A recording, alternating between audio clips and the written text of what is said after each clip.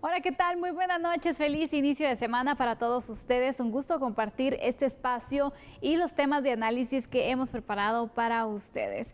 Gracias por acompañarnos. Uno de los temas que tenemos para el análisis con el licenciado Julio Rivera Claverío es la búsqueda de un guatemalteco por reingreso.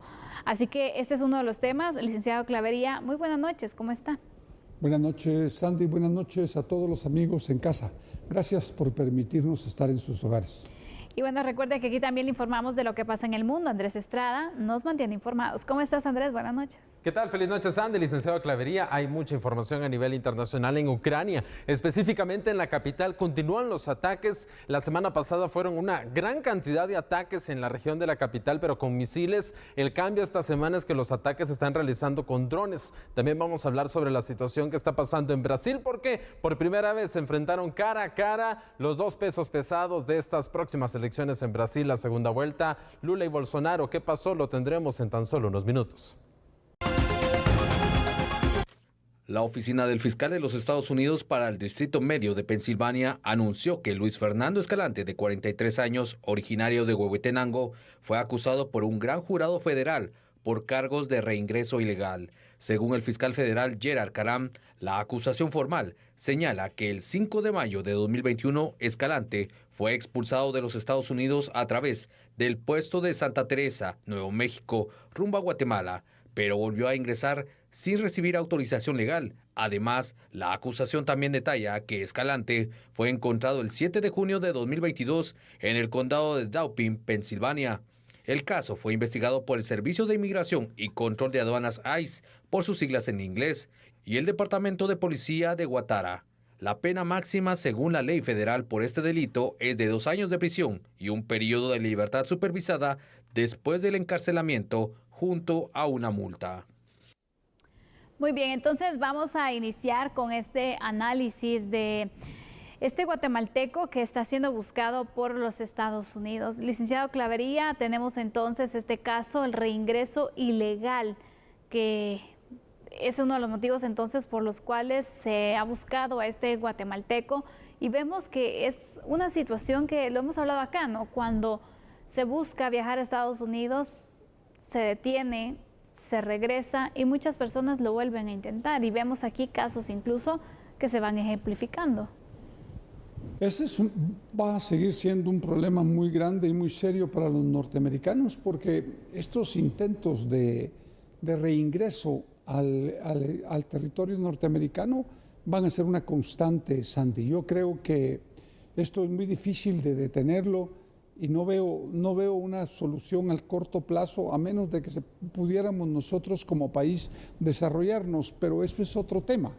Creo que lo más importante es buscar alternativas para que a los migrantes se les pueda dar acceso a algunas facilidades como trabajo, con visas específicas, pero no en un número tan limitado, porque efectivamente al tener un número tan limitado y ser un grueso de la población que demanda el querer irse a Estados Unidos, es muy complicado. Creo que la búsqueda de este señor huehueteco, pues van a dar con él, allá van a seguirlo día y noche y van a dar con él. Desgraciadamente es penado con prisión y multa. Y así es que creo que esto es lo más importante, es que los guatemaltecos tomen nota de esto, porque no vale la pena pues tampoco quedarse en prisión 2 años y tener antecedentes penales y policíacos en Estados Unidos, pero que también son antecedentes que llegan a Guatemala porque este trabajo de gabinetes está coordinado. Así es, ya que entramos entonces con las multas, licenciado Clavería, yo quiero que vayamos ahondando en la información complementaria que tenemos para ustedes para hablar un poco más precisamente de esto. ¿Cuál es la repercusión legal que una persona tiene en este caso del reingreso ilegal? Y vamos a proyectar en este momento una información en pantalla para que ustedes también puedan prestar atención a esta información, porque ese anuncio de hecho de la oficina del fiscal de los Estados Unidos para el Distrito Medio de Pensilvania, fue realizado así. Y Luis Fernando Escalante, de 43 años, que es originario de Huehuetenango, fue acusado por un gran jurado federal por cargos de reingreso ilegal a los Estados Unidos. Estableciendo las penas, bueno, la pena máxima según la ley federal por este delito es de 2 años de prisión, un periodo de libertad supervisada después del encarcelamiento y una multa. El juez deberá entonces imponer una sentencia si es declarado culpable en un tribunal. Entonces, siguiendo con la información también, según el fiscal federal, Escalante fue expulsado de los Estados Unidos a través de Santa Teresa, Nuevo México, a Guatemala. Se alega que volvió a ingresar a los Estados Unidos sin recibir primero una autorización legal. La acusación también alega que Escalante fue encontrado el 7 de junio del 2022 en el condado de Dauphin, en Pensilvania. El caso fue investigado por el Servicio de Inmigración y Control de Aduanas, ICE por sus siglas en inglés, y el Departamento de Policía también. Así que esto es lo que se comparte como antecedente al caso de este guatemalteco que es ahora buscado por la justicia norteamericana.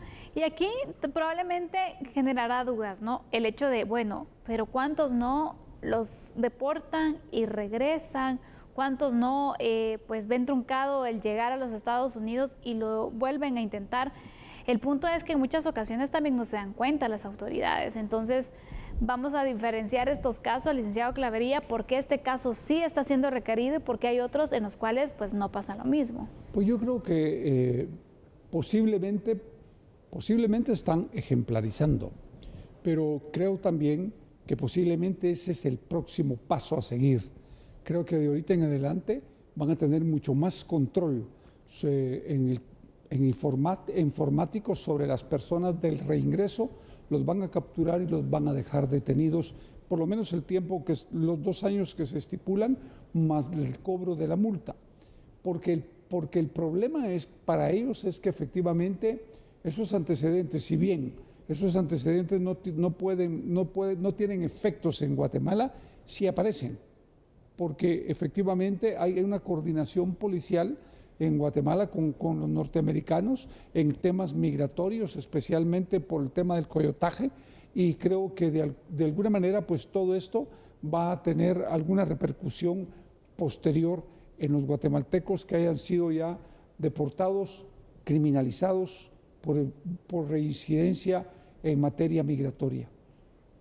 Así es, este caso pues ha servido de ejemplo y tal vez podría ser incluso una estrategia de decir, bueno, si lo vuelvan a intentar, porque sí hay un buen número de migrantes, no solo guatemaltecos, sino a nivel latinoamericano, podríamos decir que más se tardan en expulsarlos de territorio norteamericano que ellos en intentarlo nuevamente. Entonces, tal vez es un mensaje que se envía en cuanto a decir, bueno, no lo estén haciendo porque estas son las repercusiones que pueden tener.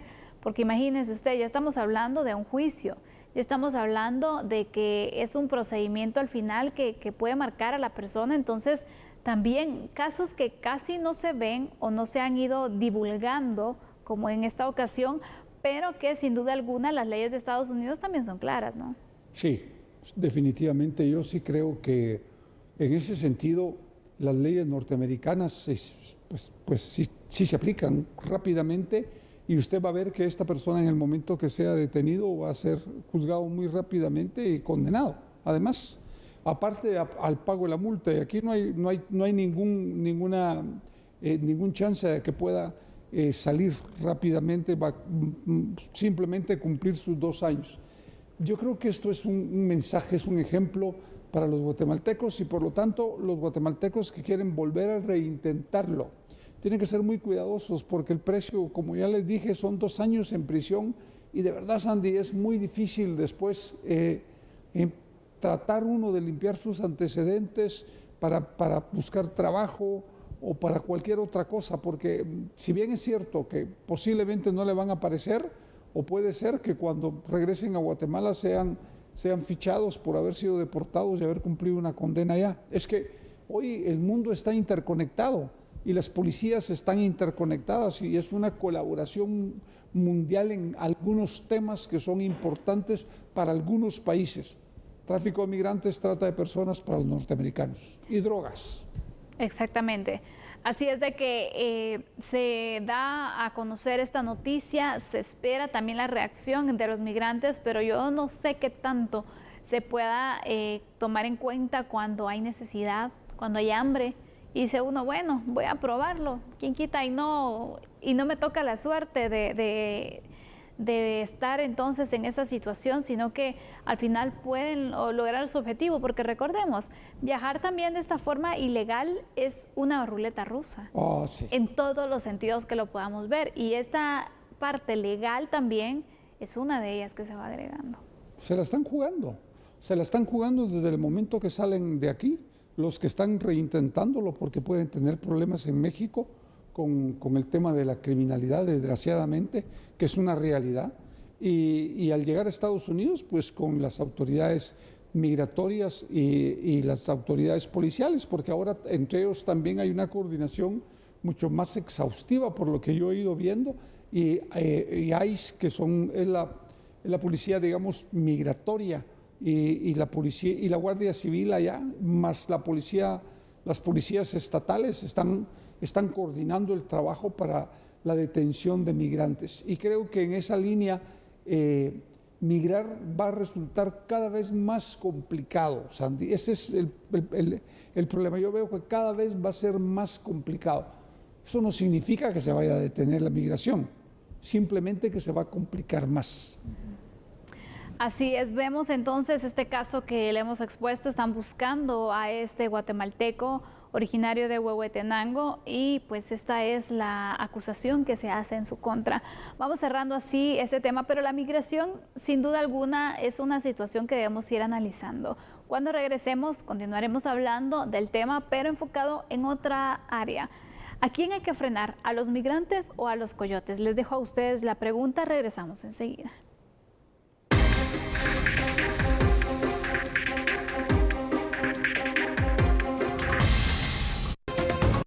Se convoca al CAP, al Centro de Atención y Protección, para entre todos tomar acciones conjuntas de ayuda humanitaria, de ayuda, de poder ver cómo podemos tomar esas acciones que vamos a necesitar en estos días. Tenemos entendido que pueden venir grandes grupos de caravanas de ciudadanos, especialmente venezolanos, que quieren ingresar a territorio guatemalteco para ir a los Estados Unidos o México. Estamos mandando el mensaje que la frontera de los Estados Unidos está totalmente cerrada. Estamos en esa misma coordinación entre todos a nivel regional para evitar que esto siga sucediendo, y entre todos hoy el CAP estamos tomando ya decisiones, medidas para tomar el aprovechamiento de poder hacer las cosas en conjunto y hacerlas de una buena manera. Muy bien, la migración, una gran problemática, una situación que cada vez se va agravando y que cada vez nos hace preguntarnos más sobre cómo poder frenar esta situación. Pero el punto aquí, y antes de irnos a la pausa, le consultaba a usted, le lanzaba la pregunta, ¿a quién frenar? ¿A los migrantes o a los coyotes? Esta pregunta se la extiendo también al licenciado Julio Rivera Clavería. Licenciado, ¿usted cómo ve? ¿A quién tenemos que frenar? Yo creo que a los migrantes no se les va a poder frenar, en lo personal. Si usted revisa la historia del mundo y revisa la historia actual en Europa, en Estados Unidos, es muy difícil poder frenarla.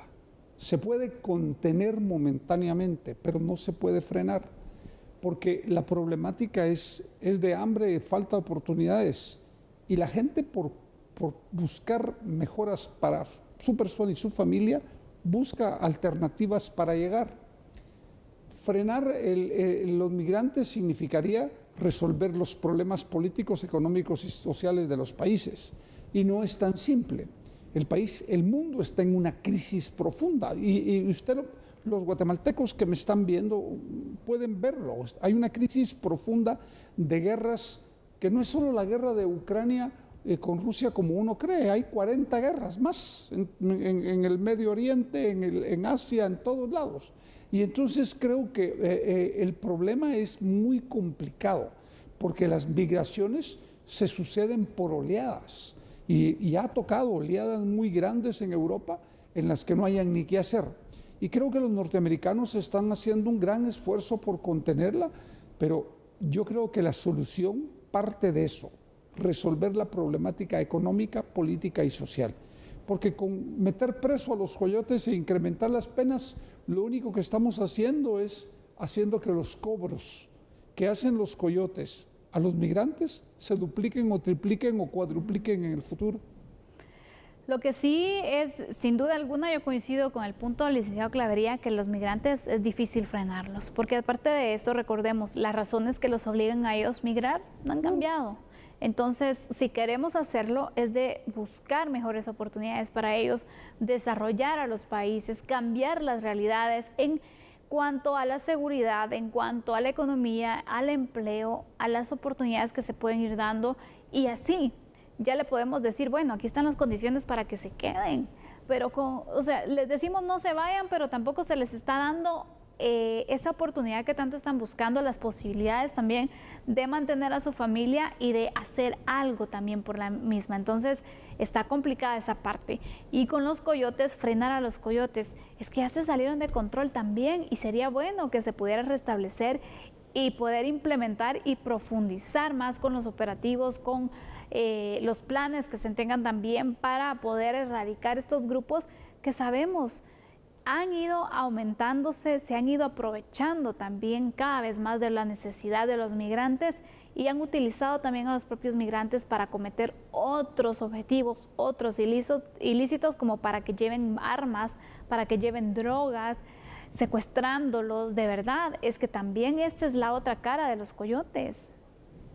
Es que son estructuras criminales. Sí. Y lo que hay que entender es que un coyote no es el problema. Son las estructuras criminales que están alrededor de él o de las cuales él forma parte. Y son estructuras criminales que están todas interconectadas, que vienen desde el Asia y están todas interconectadas. Yo creo que es un problema muy grande los que estamos enfrentando, pero también creo que si no resolvemos el problema económico, no vamos a resolver nada. Mire, yo trato, por ejemplo, estaba viendo que se les está pidiendo visa a los colombianos, perdón, a los venezolanos que han entrado a Guatemala, y si no se les va a deportar. Pero lo que vamos a hacer es sacarlos al país por donde entraron. Pero si usted revisa la frontera de Guatemala con Honduras, tiene 290 kilómetros lineales de frontera. Y con El Salvador ha de tener 150. Pero de ahí tiene 400 pasos ciegos. Y aquí para México usted tiene 900 kilómetros de frontera, 990 kilómetros de frontera lineal, pero tiene 1.500 pasos ciegos. Entonces, el problema para nosotros es muy complicado.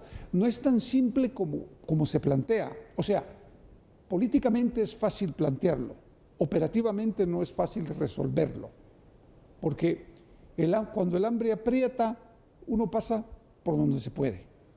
Así es, sin duda alguna. Entonces aquí vemos las distintas aristas de esta problemática, sí. Y también entonces usted va a ir sacando sus propias conclusiones sobre el tema, pero sin duda alguna el migrante se le debe ayudar, claro. Le debe dar el país las posibilidades que se merece y que son básicas, incluso el establecimiento y el cumplimiento de sus derechos humanos, que son mínimos, que son fundamentales, pero que en muchas ocasiones ni siquiera eso se les... Respetarlos, Sandy. Exactamente. Respetarlos sobre todo, porque de verdad no se les respeta.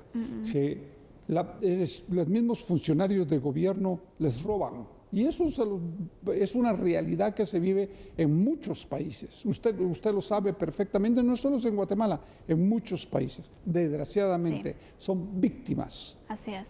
Vamos a ir con una información en pantalla para que ustedes también puedan tomar en cuenta estos datos que tenemos para el análisis, porque en febrero pasado se aprobó una reforma a la Ley de Migración para que las personas dedicadas a la trata de personas, específicamente el traslado de migrantes, sean sancionados con mayor severidad. Las reformas a la Ley de Migración incluyen el artículo 103, el cual establece que el delito de tráfico ilícito de personas lo cometen aquellos que faciliten el ingreso, permanencia o salida ilegal del territorio nacional de una o más personas extranjeras con el fin de obtener un beneficio directo o indirecto. Para los responsables, se decretó una pena entre los 10 y 30 años de prisión inconmutables, así como una multa. Y continuando con la información, a partir del año 2006, en Centroamérica está vigente el acuerdo conocido comúnmente como el CA4, que permite a ciudadanos desde Guatemala a Nicaragua pasar por las fronteras de manera simple con el documento de identificación personal. En el caso de los migrantes venezolanos, que lo hemos visto recientemente y en los últimos meses, además del pasaporte vigente, es indispensable una visa. Si el usuario posee residencia permanente en Estados Unidos, la Green Card, no es necesario tramitar la visa, pero de lo contrario tiene que hacer entonces el proceso del visado acá. Lo aclaramos porque sabemos entonces por qué es que tanto centroamericano pasa por nuestro país, que va buscando territorio mexicano y posteriormente a los Estados Unidos, pero también cuál es la situación de los venezolanos, que también hemos visto gran cantidad de venezolanos que están pasando por Guatemala y que se ven con esta dificultad, pero también las reglas están claras y hay procedimientos y requisitos también para el paso hacia nuestro país y pues sobre todo también la permanencia. Entonces es indispensable poderlo indicar. Las reglas están así. Nosotros no, de verdad es complicado poder decir, bueno, no vamos a negar el paso, que sigan, porque al final sabemos la necesidad, pero también se trata de un tema de seguridad de cada uno de los países. Pero miren, no es un problema de visas. Es decir, esto es la parte oficial. Claro. La parte oficial. La realidad es que al final, de todos modos, van a pasar. Es decir, yo entiendo que el esfuerzo que hace la Dirección General de Migración, y creo que es loable, pero eso, pues los van a regresar a Honduras o posiblemente a El Salvador y vendrán de vuelta y pasarán de otra manera, pero al final no vamos a poder contener esto, Sandy, así como no se ha podido contener en países desarrollados como Alemania, como Francia, como Italia, como España, que nosotros ¿cómo? Sí, y aparte de eso, recordemos, nuestras fronteras también están débiles. Son porosas. Hay tantos pasos ciegos que están, y esto lo único que hacen también es incrementar el costo para el traslado. ¿Y quiénes son los que están aprovechándose? Las redes de coyotaje. Claro, ellos son, mire, aquí los grandes ganadores son las estructuras criminales. Ellos son los grandes ganadores de esta problemática porque desgraciadamente, vuelvo a repetirlo, el migrante es una víctima. Él es una víctima en su país, es una víctima en otros países porque van de paso a lograr su objetivo. Así es. Es importante de verdad poder ahondar en esta temática. Lamentable la situación que muchos migrantes viven en su recorrido, en poder tomar la decisión, las condiciones en las que muchas veces están viajando de esta forma ilegal, pero también los sacrificios que hacen económicos, dejar a la familia, también esa parte, de verdad, para algunos puede ser la menos, pero yo creo que es bien difícil poder separarse de la familia, poder estar desintegrada la familia. Al final son momentos que se pierden, son pues situaciones sentimentales también que son complicadas, licenciado Clavería. Un migrante arriesga mucho y aquí también estamos hablando de que arriesga su vida. ¿Cuál es su conclusión? Vea, de verdad a mí me da mucha tristeza y mucha pena ver la cantidad de migrantes latinoamericanos en términos generales que se quieren mover a Estados Unidos en busca de una oportunidad. Eso lo único que demuestra es el poco valor que en los diferentes países de Latinoamérica se le da a la gente. Es decir, hay gente de primera y de segunda. Al final, eso es lo que demuestra esto. Y eso no debería de existir en ningún país.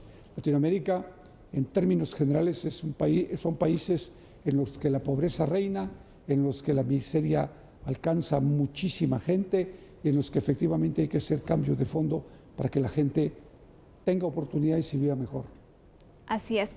Cerramos así entonces este análisis. Es lamentable, cada vez hablamos del tema de migración y no vemos que la situación cambie para los migrantes y bueno, esperamos que de verdad en algún momento alguien pueda tomar la decisión de cambiar esas realidades y dar mayores posibilidades a su población. Vamos a hacer una pausa en este momento, pero cuando regresemos con otro de los temas del día, es que se ha quitado como obligación el uso de la mascarilla en centros educativos. Analicémoslo al regresar.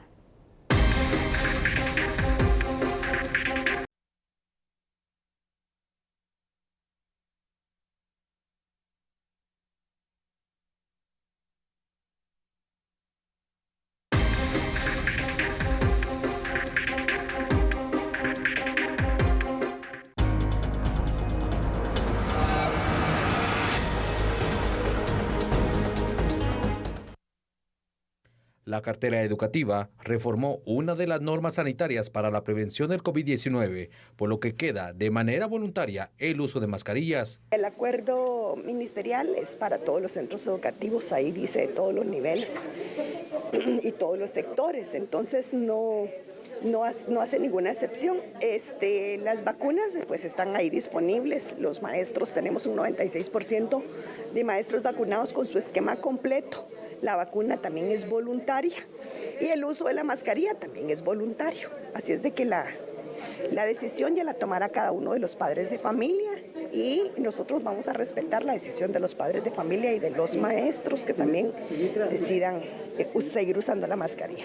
Se espera para el próximo año un retorno completo a las clases presenciales. Algunos niños tienen problemas de salud, pues nosotros respetamos las decisiones de los padres de familia y las instrucciones que el médico de cabecera pueda dar a los niños. Así es de que estamos ya en ese sentido y con el acompañamiento del Ministerio de Salud tomando ese tipo de decisiones. Esperamos el regreso a clases presenciales el próximo año, ¿verdad? Como debería de ser ya los salones con los cupos normales de atención a los estudiantes. Y bueno, recordemos que esta medida se traslada a los centros educativos porque ya se había de hecho indicado a nivel general el tema del uso de la mascarilla, que se había dejado como no obligatorio sino algo voluntario, dejando entonces el tema de los centros educativos y ahora se toma la decisión. Licenciado Clavería, ¿usted cree que fue acertada esta decisión de eliminar la obligatoriedad en el uso de la mascarilla para los estudiantes? Yo espero que los expertos en el tema, los médicos, hayan asesorado al Ministerio de Educación para tomar esa medida. Porque el problema es que el COVID sigue siendo una realidad en el país, nos guste o no. Por lo tanto, en la medida de lo posible, proteger a los niños y proteger a los jóvenes es importante, porque un niño que se enferma a más niños si no hay mascarillas, pero sobre todo también a sus padres y a sus abuelos. Por lo tanto, yo espero que hayan sido una decisión tomada a través de un cuerpo técnico, médico colegiado, que dijera que efectivamente ese era el camino y que es el correcto, porque ellos saben, los médicos, los expertos saben de eso. Y creo que es muy importante tomar en cuenta la opinión de los médicos. Sí, la verdad que sí, porque ellos son los especialistas, claro, que han llevado pues esta misión en contra de la pandemia, han estado trabajando, ellos conocen también el comportamiento. Entonces esperaríamos que así fuera, porque sabemos que un descuido que se pueda tener también, las consecuencias que se pueden presentar, los contagios se pueden ir aumentando y sabemos, los centros educativos no se escapan realmente de los contagios. Hemos visto casos donde pues los estudiantes se han ido a contagiar a los centros educativos porque alguno de sus compañeros llegó, o un maestro llegó con algunos síntomas. Entonces, a pesar incluso de las burbujas que se mantenían antes con el uso de la mascarilla, se daban estos casos. Ahora va a ser un reto realmente poder entonces reducir los casos positivos en los establecimientos educativos sin el uso de la mascarilla, que vamos a ver entonces qué medidas se adoptan. Yo no logro entender realmente el mundo en este tema, de verdad, Sandra. Sí. Porque hoy leo en las noticias que Francia y Alemania imponiendo otra vez el uso obligatorio de las mascarillas. Entonces yo digo, bueno, ¿y entonces? Entonces yo creo que lo que tenemos que hacer es esperar y ojalá que se hayan asesorado muy bien de médicos especialistas en estas materias, porque ellos son los expertos, ellos saben, ellos controlan esos temas Y yo creo que tomar una medida de esa naturaleza sin tener un cuerpo de asesores, especialistas, médicos, puede tener resultados, pues yo espero que no, complicados. Sí, la verdad que sí, podría ser muy difícil, pero es el reto entonces de los establecimientos educativos que giren sus propios protocolos, ¿no? Que a veces ha fallado este punto porque no se logra tener una claridad. De hecho, el tema, incluso los casos positivos, se mantenía con mucho hermetismo en algunos casos, que era incluso pues reclamado mucho por maestros, por padres de familia. Entonces también vamos a ver qué responsabilidad toman los establecimientos también, porque recordemos que en este punto prácticamente la responsabilidad se les está dejando a cada uno. Pero fíjese que es un tema muy delicado, le voy a explicar por qué. Usted fue maestra y usted sabe qué pasa cuando usted tiene a su cargo 10, 15, 20 niños. Imagíneselo en un momento complicado, todos sin mascarilla. ¿Qué protocolos puede poner? Sí. Ahí no hay protocolo que valga. Más cuando hay pequeños. Ahí no vale nada. Ahí los niños, recreo es recreo y punto. Así y entonces es muy complicado. Yo creo que hay que esperar y ojalá que dé resultado. Ojalá que todo salga perfectamente bien. Esos son los deseos para todos los colegios y para todas las instituciones que nosotros estoy seguro que tenemos, pero al final esperemos porque yo tengo muchas dudas. Sí, la verdad es que sí, es un gran reto sin duda alguna para la educación. Vamos a ir entonces en este momento con unos remates que tenemos informativos con este tema que ha llamado mucho la atención. Algunos a favor, otros en contra han estado, pero bueno. El Ministerio de Educación emitió entonces el Acuerdo Ministerial 3390-2022, que establece el uso obligatorio de la mascarilla en los centros educativos, con excepción de personas que por su condición médica tengan una contraindicación. El acuerdo anterior contemplaba el uso obligatorio de la mascarilla para la prevención y el control de las infecciones por COVID-19. ¿Pero qué pasó? Bueno, el pasado 7 de octubre el Ministerio de Salud emitió nuevas disposiciones al sistema de alertas sanitarias. Una de esas disposiciones es que queda a discreción de cada persona el uso de la mascarilla o el tapabocas. La norma se aplica con excepción a hospitales públicos y privados, centros de salud, puestos de hisopado y de vacunación, así como centros de atención a adultos mayores y centros de detención y arresto. Además señala que es altamente recomendable el uso de mascarilla o tapabocas en el transporte urbano y extraurbano. En el tema educativo siempre había duda porque se decía, bueno, si no está incluido entonces dentro de este grupo donde se recomienda que sí se use, entonces sí quiere decir que en las escuelas y en las universidades, por ejemplo, ya no se va a usar.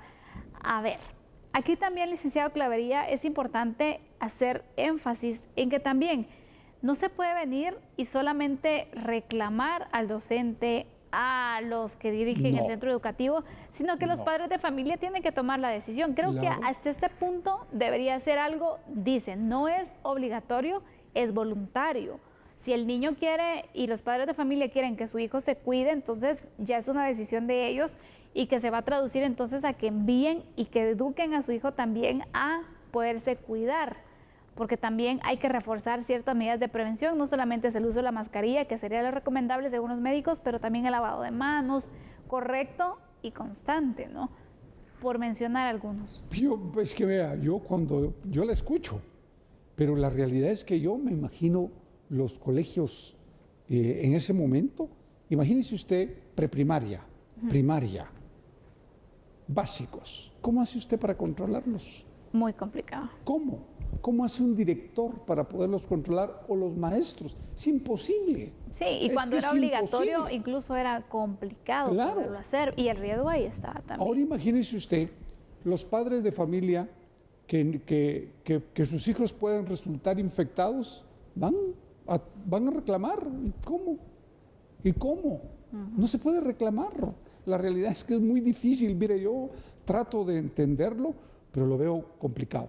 Y como le vuelvo a repetir, yo creo que aquí sí hay que exculpar a los directores y a los profesores porque ellos no van a poder hacer nada. No.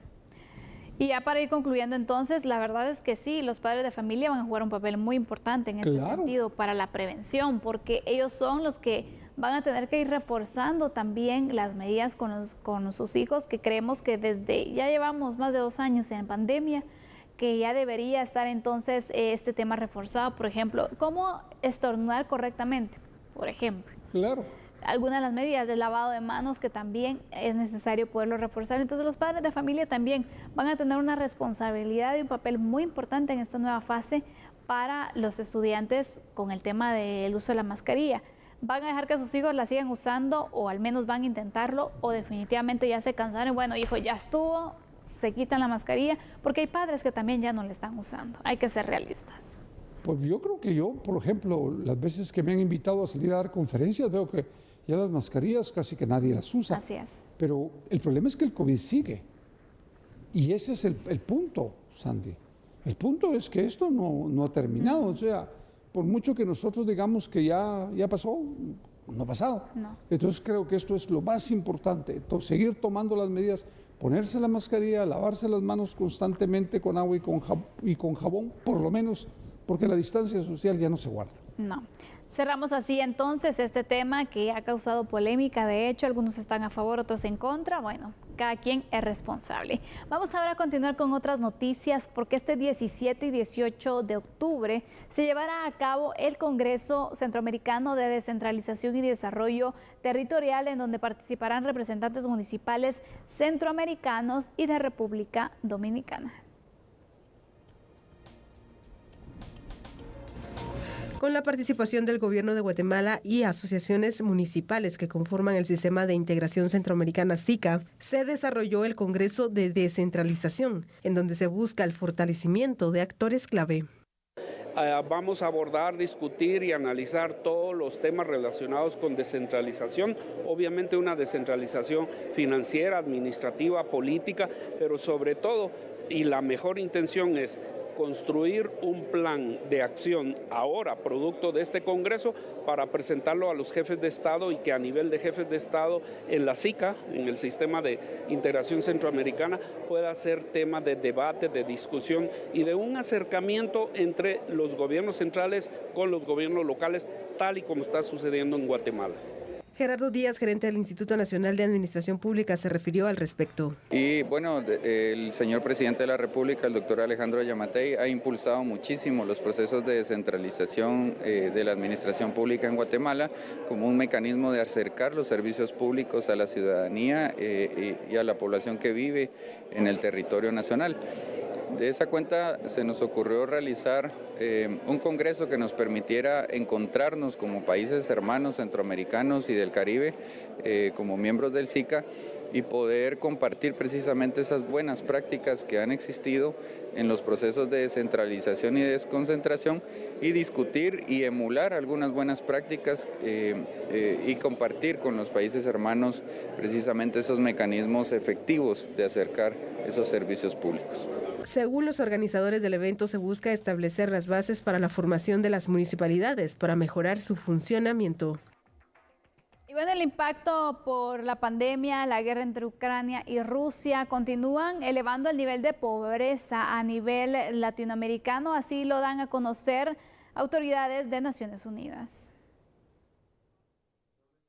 Cerca de 71 millones de personas en el mundo se han enfrentado a la pobreza debido a la guerra entre Ucrania y Rusia, según lo advirtió el Programa de las Naciones Unidas para el Desarrollo PNUD, por lo que instó a los países de la región a atender esa situación.